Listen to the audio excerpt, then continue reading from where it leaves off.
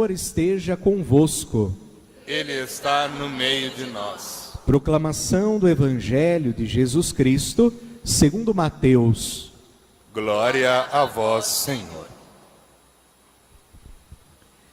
Naquele tempo, Jesus começou a mostrar a seus discípulos que devia ir a Jerusalém e sofrer muito da parte dos anciãos, dos sumos sacerdotes e dos mestres da lei, e que devia ser morto e ressuscitar no terceiro dia.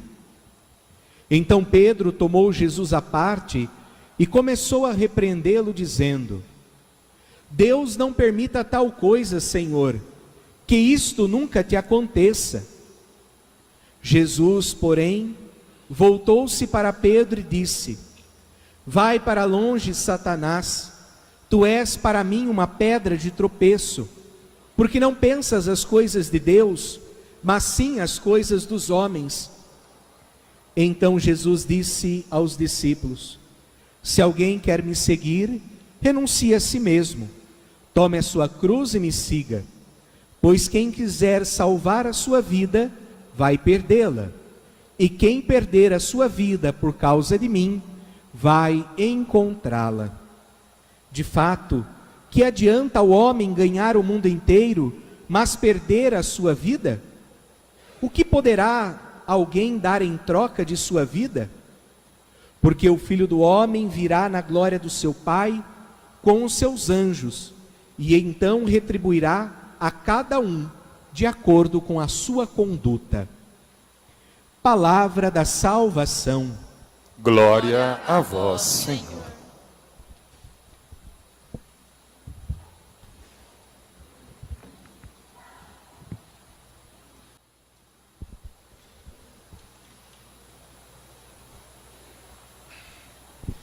Queridos irmãos e irmãs, hoje nós estamos no primeiro domingo do mês de setembro, e o mês de setembro para a igreja no Brasil é um mês dedicado à Sagrada Escritura, aonde nós católicos devemos então intensificar as nossas orações com a Sagrada Escritura, assim também como uma leitura, como um estudo.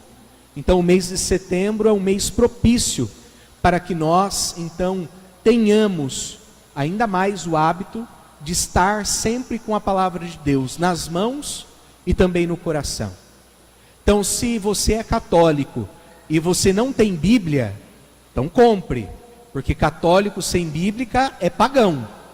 Se você tem Bíblia em casa, mas não lê, então comece a lê-la. E se você lê um pouquinho, como a gente diz para as crianças, então que a partir de agora você leia um pocão, tá? Então, se você não tem Bíblia, você adquire. Se você tem Bíblia, então que você leia. Se você lê um pouco, que você aumente, leia mais. Porque é justamente a palavra de Deus que vai nos orientando nos caminhos da vida. É a palavra de Deus que ilumina os nossos passos. Por isso que no início, quando o padre rezou, na oração da coleta, eu dizia, que a palavra de Deus seja lâmpada para os nossos pés.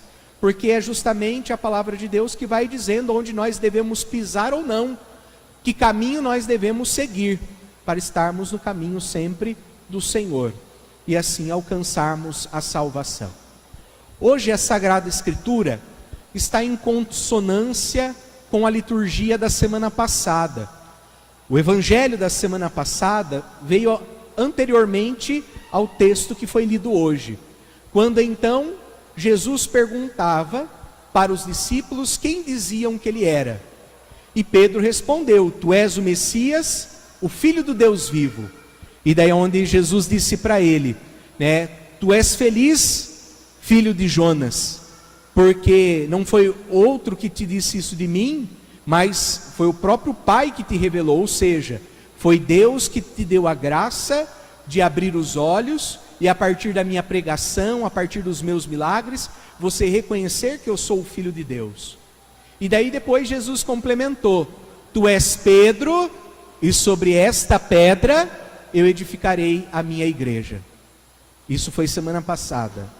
Hoje, quando Jesus está falando o caminho que ele vai seguir, o que lhe vai acontecer, que ele vai ser perseguido, morto, né? Mas depois vai ressuscitar, Pedro chama Jesus à parte e vai dizer: Senhor, que isso não te aconteça, que Deus te livre deste mal da morte. E é onde Pedro ouve de Jesus: afasta-te de mim, Satanás, porque tu és uma pedra de tropeço. E vejamos aqui, né? Semana passada Pedro era a pedra fundamental onde Cristo ia edificar a igreja. E hoje Pedro é o quê? Pedra de tropeço. Vejamos que diferença, né? E se a gente pega o texto e a gente não estuda, não aprende, a gente vai falar: nossa, Jesus está, acho que louco. Um dia chama de Pedro de pedra principal, pedra de edificação, que vai construir a igreja sobre ele, sobre a sua fé, e no outro dia fala que ele é pedra de tropeço. O porquê disto? Para nós percebermos a forma do agir de Deus. Essa diferença da semana passada para hoje, né? Poucos versículos é que separam os dois textos, as duas falas de Jesus para Pedro, é justamente para que nós tenhamos a concepção, saibamos o agir de Deus, e assim conheçamos melhor sobre quem é Deus junto de nós. Vocês vão entender. Vejamos que todos nós, quando somos crianças, nós aprendemos desde cedo que Deus nos ama, e nós crescemos com isto, que Deus nos ama, que Deus nos perdoa, que Deus, Ele cuida da gente. Isso não está errado. Deus ama, Deus cuida, Deus nos perdoa. Só que o que acontece conosco? À medida que vai passando o tempo, nós vamos criando uma imagem ilusória de Deus. Por quê? Por nós acharmos que Deus ama, que Deus perdoa e que Deus cuida, a gente acha que nenhum mal vai nos acontecer. A gente acha que por Deus ser tão misericordioso, nós estamos blindados dos sofrimentos do mundo, que nós então nos tornamos deuses e conosco nada vai acontecer. Essa é a concepção que nós vamos tendo, que se Deus é bom, então comigo não acontece nada de ruim, porque eu sou uma pessoa boa. E não é bem assim. Coisas ruins, sofrimentos, dificuldades também acontecem a pessoas boas. Não é só a pessoas ruins. As pessoas boas também acontece o mal, o sofrimento, a dificuldade, porque isto é inerente à nossa condição humana. Mas aí que está o agir de Deus, porque Deus sempre se faz presente, é Ele que dá força. Quando a nossa vida está passando por alguma dificuldade, a gente titubeia, a gente fica meio perdido, parece que a gente vai cair, a gente faz o quê? Qual é a nossa primeira ação? Questionar Deus. A gente questiona a sua pessoa. Mas por que tem que acontecer comigo? Mas por que tinha que acontecer agora? Por que tinha que ser desse jeito? Mas por que eu tenho que passar por essa dor? Deus, Ele entende a nossa pergunta, porque Ele sabe que esse questionar vem de um momento de medo, vem de um momento de dor, de um desespero. Então Ele entende o nosso questionar, Ele entende que a gente questiona Ele, mas uma coisa que Deus não faz é nos enganar. Por isso que hoje a liturgia vem nos mostrar o agir de Deus. Deus é aquele que nos mostra que o sofrimento é inerente à vida humana. A cruz todos nós temos que carregar, onde até Ele mesmo, que se fez homem, também carregou a sua cruz. Para chegar à glória, para chegar ao céu, para se chegar à salvação, para sermos plenamente felizes, é necessário nesta vida, enquanto condição humana, nós abracemos a nossa cruz e passemos pelas dificuldades. E aí entra o agir de Deus. O sofrimento, a dor, a dificuldade, todos nós passamos. Ninguém aqui é livre, mas Deus se faz amoroso, misericordioso, companheiro, curador de todas as nossas almas. Então Deus, Ele está sempre conosco. A cruz, todos temos que carregar. Até mesmo ele carregou. E foi por isso que ele disse para Pedro: olha, afasta-te de mim, Satanás. Ou seja, a minha missão, a minha vocação, eu tenho que fazê-la. Eu tenho que viver a vocação do Pai, que é fazer a vontade dele, até as últimas consequências. E sabemos que foi a entrega da vida sua na cruz. Então a vontade do Pai foi a entrega da vida do Filho, até as últimas consequências, que foi a cruz. E Jesus viveu isso. Nem o Cristo se livrou da morte, nem o Cristo se livrou do sofrimento, nem Cristo se livrou das dificuldades. Quem dera nós, meros mortais, também não passarmos por ela, não termos sofrimentos, não sentirmos a dor no nosso corpo. Mas aí que entra a importância de percebermos o agir de Deus, que mesmo nós, na nossa condição, passando por tudo isso, Ele está junto de nós. Com o Filho, o que Ele realizou? A ressurreição.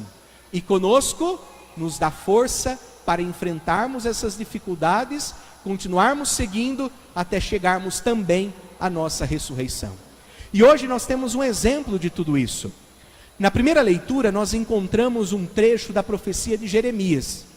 Se a gente ler o texto pelo texto, a gente vai achar lindo.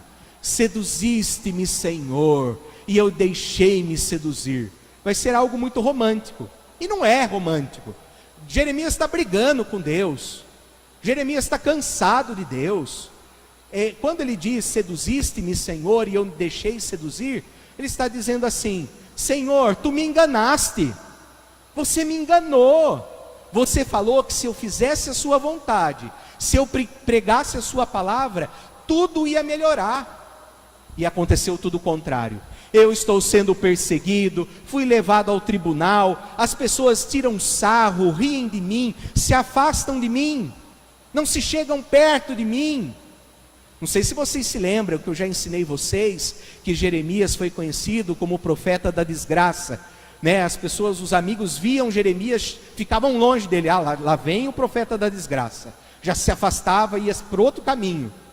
Então Jeremias foi perseguido, caluniado, levado aos tribunais, e ele estava cansado.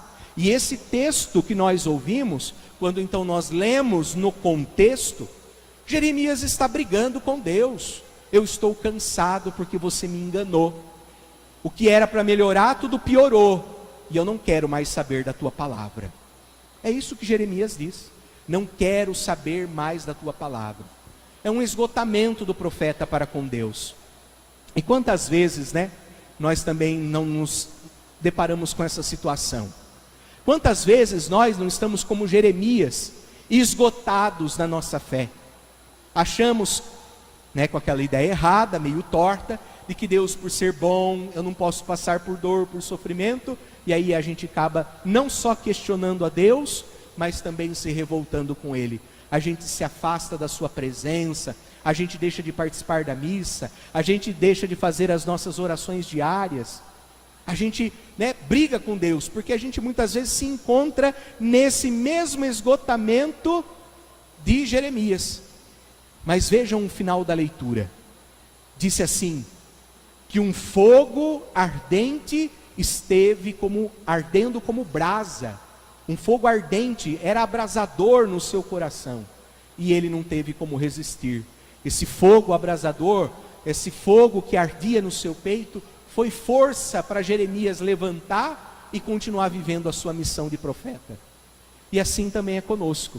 Nos momentos de dificuldade, de problema, nos momentos que a cruz começa a pesar, e que a gente quer abandonar a cruz, deixá-la de lado, queremos desistir, que nós então confiemos em Deus, porque com certeza este fogo será abrasador e ardente nos nossos corações, pois Deus, por ser amor, por ser misericórdia, por ser curador, Ele vai nos dar força também para nós nos levantarmos e enfrentarmos as cruzes diárias que todos os dias nós temos que carregar.